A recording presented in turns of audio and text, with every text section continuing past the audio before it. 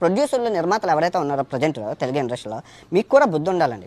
ఒక్కరు సచ్చారంటే మిగతా రివ్యూ గాళ్ళు అందరూ తట్టా పట్టుకు సర్దుకొని వెళ్ళిపోతారు. అది పని సినిమా చూడడం, వచ్చి రివ్యూ చెప్పడం, వెళ్ళిపోవడం అంతే. సో చెప్పుకోవడం లేపేసినా కూడా అడిగినోడు అతిపతి ఉండదు. సినిమా రిలీజ్ అయ్యే ముందు బీహార్ నుంచి పిలిపించండి, వస్తారు టక్ కసాక్ ఫసాక్ మోహన్ బాబు గారిని ఫసాక్ అయిపోయినట్లు.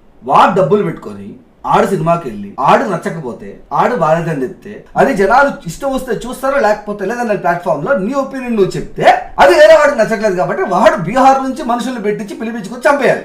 ఇలాగ సినిమా నచ్చలేదని చెప్పే వాళ్ళని చంపేయాలి. ప్రూఫ్లు లేకుండా అలిగేషన్లు వేసుకొని వాళ్ళ అమ్మల్ని వాళ్ళ ఇంట్లో ఆడవాళ్ళని అమ్మలక్కలు తిట్టుకుంటూ వాళ్ళు వ్యభిచారం చేస్తారని చెప్పే వాళ్ళని కూడా వేసేయాలి. అసలు ఇట్లా వాళ్ళందరినీ ఒకరినొకరు చంపేసుకోవాలి. జ్యుడిషియరీ ఎందుకు, లా ఎందుకు, అవన్నీ ఎందుకు, మన వేస్ట్. చంపేయాలి. చంపేయడమే కరెక్ట్.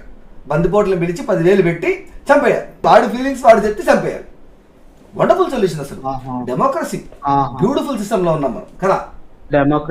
డెమోక్రసీ ప్లేస్ లో హిపోక్రసీ పెట్టండి అన్న, సరిపోద్ది. అదే చంపేయాలి. అన్నయ్య వచ్చినాడు, హల్చల్ చిందులు వచ్చినాడు.